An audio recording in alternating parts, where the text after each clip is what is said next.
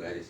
Y todo esto es gracias a que algunas personas, a quienes Dios les ha dado ciertas capacidades, ciertos talentos, los han enfocado para servir a la obra de Dios en esta área que es algo nuevo, algo que tiene menos de 50 años de existir, que son las telecomunicaciones. Y como esto, hay muchas otras áreas en las cuales hombres y mujeres han puesto al servicio de Dios uno de los 3 tesoros que el Señor nos ha dado. El devocional pasado hablamos de uno de los 3 grandes tesoros del ser humano, que es su tiempo, ¿verdad? El tiempo, que es algo que Dios nos ha dado, con el cual nosotros hacemos lo que bien nos parece, y que es increíblemente valioso porque es un recurso absolutamente no renovable. O sea, el tiempo que pasó, ya pasó y ya no vuelve. Entonces, hoy vamos a hablar de la segunda T de los tesoros del hombre. Vamos a hablar de los talentos. Talentos. ¿Qué es un talento? Bueno, mire, un talento es una capacidad innata, una capacidad natural que Dios le da a una persona y que existe con esa persona de manera inherente desde su nacimiento y que forma parte de su identidad, de su personalidad y deseablemente también de sus gustos y de su vocación. Y digo deseablemente porque no siempre es así. Yo no sé si usted conoce a algunas personas que son buenísimas para algo, pero no les gusta. O sea, le voy a dar un ejemplo.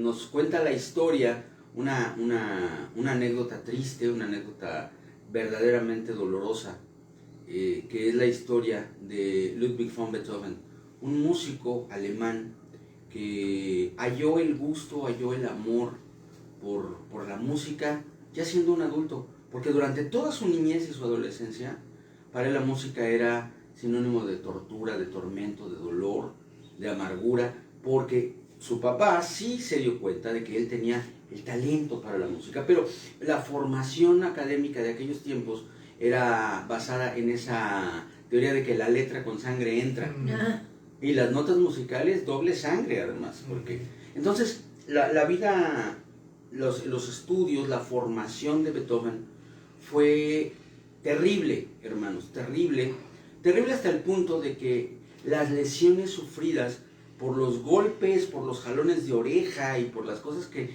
le hizo su papá para obligarlo a estudiar, aparentemente se cree que fueron a causa de que después fuera paulatinamente perdiendo el oído. La historia nos deja saber que ya cuando compuso su 9ª sinfonía, él ya estaba prácticamente sordo, ya no oía prácticamente nada. La escribió de memoria. Era tan grande su talento, era tan grande su capacidad musical, que fue capaz de escribir una de las sinfonías más hermosas de la historia de la humanidad de memoria, es decir, recordando los sonidos que ya no podía escuchar, los sonidos de los diferentes instrumentos, los sonidos de la orquesta sonando junta. Imagínense nada más.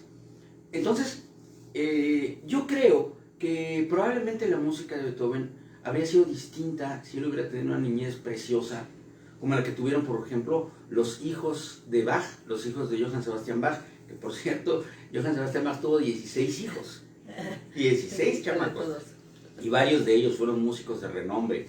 Él era músico de la iglesia luterana de su ciudad natal y además tocaba para la corte del rey y era un músico profesional, eso se dedicaba y lo disfrutaba muchísimo, jugaba mucho con la música. Su música está llena de cosas divertidas, increíblemente geniales, pero muy divertidas, y sus hijos, varios de ellos, fueron músicos de renombre, de los cuales hasta hoy recordamos y tocamos sus obras, pero es música dulce, es música amable, es música alegre. La música de Beethoven es una música dramática, tremenda, profunda, una música que va de la heroicidad al drama todo el tiempo. Pero eso se debe a que los talentos de estas personas fueron desarrollados en dos ambientes completamente diferentes. No tenemos noticias claras, por lo menos yo nunca he encontrado noticias claras de cuál era el ambiente espiritual en la casa de Beethoven. No lo sabemos, ¿no? Finalmente también era alemán, probablemente conocían la Biblia y probablemente se congregaban en una iglesia protestante. Pero sí sabemos que su vida fue bastante amarga en su juventud porque fue obligado a desarrollar su talento. ¿El talento lo tenía? Sí, indudablemente.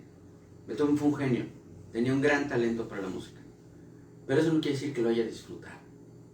Bach, en cambio, junto con sus hijos, con su esposa, eran músicos que gozaban el talento que tenían. Yo quiero que usted se imagine tener a Bach como el músico de la iglesia, ahí en tu iglesia. Imagínate. Bueno, pues así era. Entonces, a lo que yo quiero llegar es a lo siguiente. Los talentos, y hay que diferenciarlos de los dones, porque los dones no son nuestros, los dones son del Espíritu Santo. Esos no tienen nada que ver con nosotros ni con nuestras capacidades. Cuando Dios manifiesta sus dones a través de una persona en la iglesia, se está manifestando Dios, no la persona. Pero los talentos sí son nuestros. Los talentos son un regalo de Dios para nuestra vida. Y hay quien tiene talento para la música, hay otros que tienen talento para predicar, otros para construir, otros para guisar, otros para orar, y así sucesivamente. Hay muchos que tienen el talento de la enseñanza. Y todo esto, amados hermanos, es algo que Dios nos da con un propósito. Los talentos tienen un propósito que es algo profundísimo, tremendo. No es solamente el propósito general de que tú te dediques a algo o de que tú hagas algo. Ese propósito incluso está apuntado a un día, a una hora y a una persona, a un grupo de personas específicos que van a ser bendecidos por tu talento. El talento de aquel que es de fácil palabra, de capacidad de comunicación y de sangre ligera que se conecta con todo el mundo, es un talento que Dios puede darle a alguien que va a ser llamado a ser evangelista. Y esa persona que se puede comunicar fácilmente con los demás es alguien que probablemente va a ser el conducto, gracias a ese talento, de la salvación de muchos. Hay algunos cuyo talento es el estudio profundo, el análisis, el entendimiento profundo, y son las personas que, como el apóstol Pablo, llegaron a desarrollar la doctrina de la iglesia. Pablo no era un gran predicador, dice la Biblia que se le dormían. Se morían. Pablo tampoco fue nunca pastor. Pablo era apóstol, pero nunca fue pastor. Su mayor rango dentro de la estructura del sistema de la iglesia fue líder de célula. Él no hizo más. Lo más que hacía era ser líder de célula. Y en cuanto su célula se desarrollaba y crecía, él establecía un nuevo líder, y se iba, y ahí creció una nueva iglesia. Pero él nunca se quedó a pastorear, porque no era lo suyo. Nosotros vemos en Pablo un carácter difícil, complicado, ¿verdad? Pero él entendió cuáles eran los talentos que Dios le había dado y no procuró hacer algo distinto de lo que Dios quería. Porque la primera frase que salió de los labios del apóstol Pablo después de su conversión fue: Señor, ¿qué quieres que yo haga? ¿Qué quieres tú que yo haga? No le dijo: Señor, te voy a servir con todo mi corazón y voy a hacer todas las cosas que están en mi mano y voy a hacer lo que siente mi corazón. No. Dijo: ¿qué quieres que yo haga? Y el Señor le dijo, paulatinamente, a lo largo de los años, qué es lo que quería que hiciera. Y lo hizo bien, lo hizo con excelencia, lo hizo con belleza, lo hizo con calidad, una calidad sobrenatural que Dios implantó en él al inspirarlo divinamente para que una gran parte del Nuevo Testamento saliera de sus manos, inspirada por el Espíritu Santo, pero siempre con ese talento de Pablo para explicar, para enseñar y para establecer. Él es el perito arquitecto de la iglesia. Cada uno de nosotros, usted que está escuchando este devocional, yo que estoy aquí sentado, nuestros hermanos de la iglesia y aún las personas que todavía no conocen de Cristo, tienen un talento o una serie de talentos que Dios les dio. No todo el mundo tiene talento para las mismas cosas. Yo he escuchado, por ejemplo, decir: es que todo el mundo puede llegar a ser líder. No es cierto. No todos nacimos para ser líderes. Habemos algunas personas que tenemos mejor talento para enseñar, o mejor talento para orar, o mejor talento para administrar. Y todo esto tiene que ser establecido primeramente, antes incluso, escúcheme bien lo que le voy a decir, antes incluso del llamamiento de Dios, por nosotros mismos, en nuestra propia alma. Tenemos que ser capaces de reconocer objetivamente para qué somos buenos.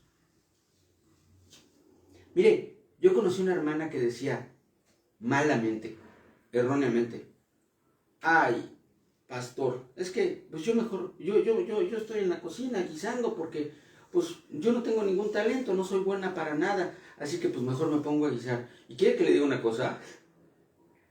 Esta hermana hacía las cosas más deliciosas que se pueda imaginar, y con el tiempo el comedor de la iglesia se convirtió en un lugar en el que no solamente toda la iglesia era bendecida con una comida extraordinariamente sabrosa, sino que además, y esto es una realidad, muchas personas acabaron por llegar a los pies de Cristo porque ¿sabe qué hacían? Se metían a la iglesia a la hora de la comida, porque el comedor funcionaba los domingos, se metían, aunque no, al principio no iban a la iglesia, iban a comer, porque decían, pues es que en esa iglesia hacen de comer riquísimo y además la comida está bien barata. Entonces se metían solamente a la hora de la comida, con tal de comer la comida de esta hermana.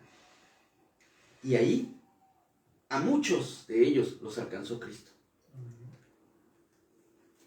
Gracias al talento de esta hermana. Gerson sabe de quién estoy hablando. Algo extraordinario. Y el problema es cuando nosotros no entendemos que para el Señor todas las áreas de nuestra vida, de los aspectos individuales de cada persona, son importantes. A Dios le importa que estemos bien del cuerpo, que estemos bien del alma, que estemos bien del espíritu, y para eso necesitamos cosas, necesitamos talentos de otros que nos bendigan en todas las áreas de nuestra vida, desde el hecho de que lleguemos a la iglesia a encontrar un lugar limpio, un baño limpio, un piso, una silla limpia y bonita para estar, hasta recibir la palabra de Dios desde el púlpito. Y cada una de las personas que sirven al cuerpo de Cristo con su talento y con excelencia, están contribuyendo a la obra de Dios. No es cierto que, bueno, es que los buenos, los que sí hacen la obra de Dios, son los que predican, son los que cantan, son los que oran desde el púlpito, los que dan clases, y los demás, pues son como de segunda. No, amado hermano, no, que no le miente el diablo. Somos seres integrales. Y cada parte de nosotros necesita lo que Dios nos da a través de la mano de los talentos de los otros. Y aquel que tiene un privilegio en la iglesia, el que sea, está siendo usado por Dios para edificar al cuerpo de Cristo, cumpliendo la visión de nuestra iglesia. Es importante que entienda usted esto. ¿Por qué razón? Porque hay muchas iglesias, y esto se lo voy a decir con toda claridad. Yo lo escuché de un predicador hace algunos años, y se lo voy a repetir, porque son palabras duras, pero son palabras muy reales. Hay iglesias que son tenidas y son consideradas iglesias mediocres. Dentro del término del ámbito del cristianismo, lo que diga el mundo no nos importa. Pero dentro del ámbito del cristianismo hay iglesias que son consideradas mediocres porque algunas áreas de su desarrollo como iglesia están atendidas pobremente, con mala calidad. Tienen una mala alabanza, o tienen una mala predicación, o tienen una mala enseñanza, o tienen instalaciones muy sucias, o tienen una logística muy mala a la hora de ordenar las actividades, o en fin. ¿Y sabe por qué razón? Porque se juntan dos errores. Uno de ellos es el error de pensar que todo mundo es bueno para todo, y que a las personas que tienen ciertas características en cuanto a la obediencia, o en cuanto a la fidelidad, o en cuanto a la lealtad, se les debe permitir ejercer cualquier función en la iglesia que ellos quieran porque se la ganaron, aunque lo hagan pésimamente. Yo no sé si a usted le ha pasado, pero a mí sí me ha pasado, y soy objetivo, y no creo que es crítica, es una perspectiva de parte de Dios. A mí me ha pasado llegar a una iglesia y cantar bien fuerte, pero bien fuerte, para no escuchar a los que están al frente, porque me dan ganas de llorar, no de gozarme, de lo feo que cantan, de lo feo que tocan. Y no es porque estas personas es que están aprendiendo, es que están formando. No es cierto. El que tiene talento para la música lo desarrolla desde el principio y se le nota. Y el que no, también se le nota, y se le nota más.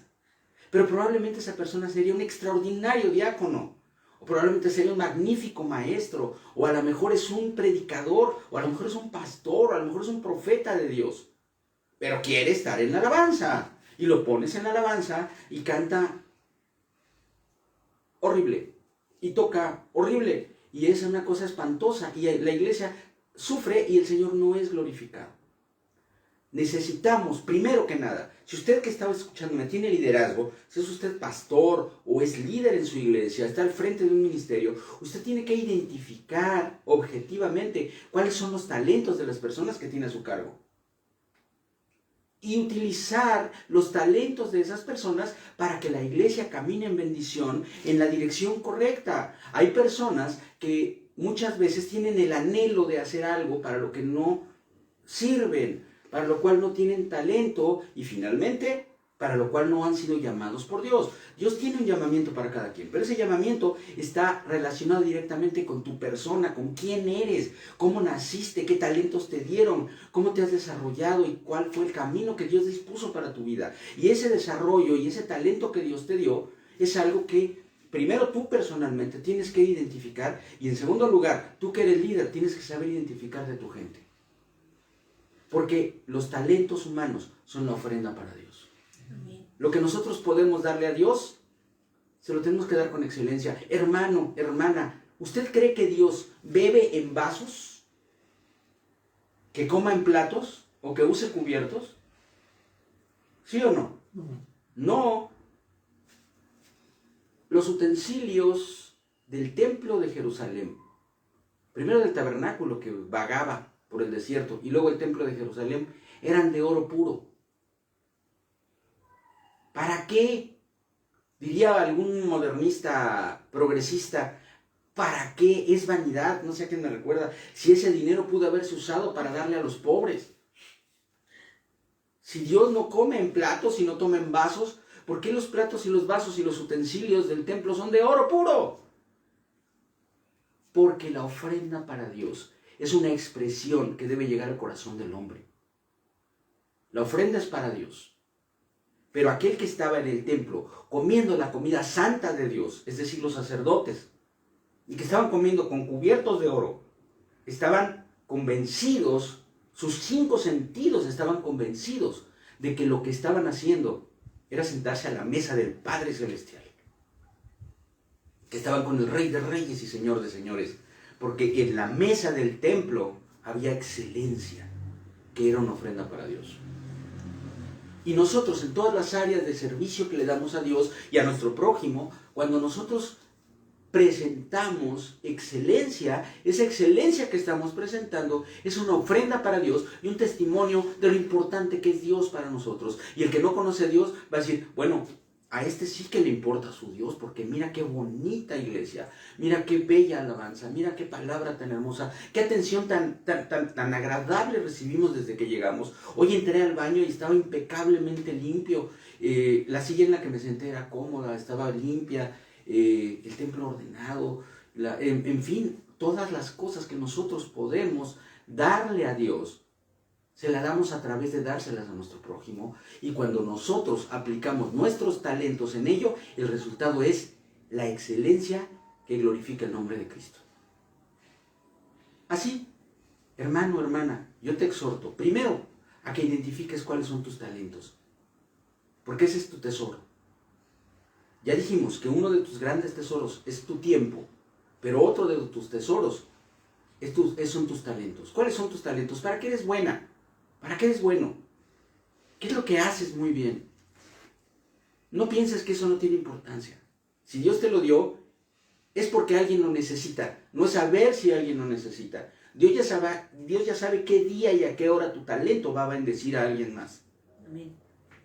Él ya sabe por qué te dio ese talento, para qué te dio ese talento y en qué momento deberías usarlo. Pero la decisión es tuya. Tú tienes que decirle al Señor, heme aquí, úsame.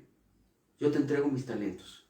Y no te cargues si a lo mejor tú tienes un anhelo de ejercer una función determinada, pero te das cuenta de que no es lo tuyo. Ni te sientas mal, ni te sientas triste, ni te sientas menospreciado. Si tu líder de alabanza te dice, hermanita, ¿Por qué no nos ayuda usted con la logística del grupo de alabanza? ¿Por qué no nos ayuda usted a hacer las compras del equipo? Es probable que ese sea tu talento y no el cantar. Y no tiene nada de malo y no vas a alabar menos a Dios porque no estés arriba en la plataforma, abajo en medio de la congregación. Puedes alabar a Dios y es exactamente lo mismo. Para Dios es exactamente lo mismo. No es superior la alabanza del que está arriba, pero el que está arriba tiene la responsabilidad de hacerlo bien porque está dando testimonio de la gloria de Dios. Piensa en ello, medítalo y atesóralo en tu corazón. Rompe las cadenas de inseguridad, rompe las cadenas de falta de amor propio y ama lo que Dios ha hecho en ti, ama la obra de Dios en ti, ama lo que Dios puso en ti y lleva ese alguien que eres tú a su nivel de excelencia en el área en la que te hizo excelente Dios desde el día en que te concibió tu madre en su vientre. Medita en ello, piénsalo y convirtamos la iglesia de Cristo no en el lugar en donde dicen, es que ahí están los que fracasaron en todo lo demás en su vida. Que por el contrario, la gente llegue a la iglesia y diga, esta es una iglesia de excelencia, yo quiero ser como ellos. Medita en ello, piensa. Además así cumplimos con esa parte que repetimos como pericos del Padre Nuestro. Señor, hágase tu voluntad en la tierra como en el cielo. ¿Cuál es la voluntad del Señor? Pues Él nos dio un talento. Amén. Y quiere que lo ejerzamos. No lo que yo quiero, sino lo que Dios quiere de mí. Amén.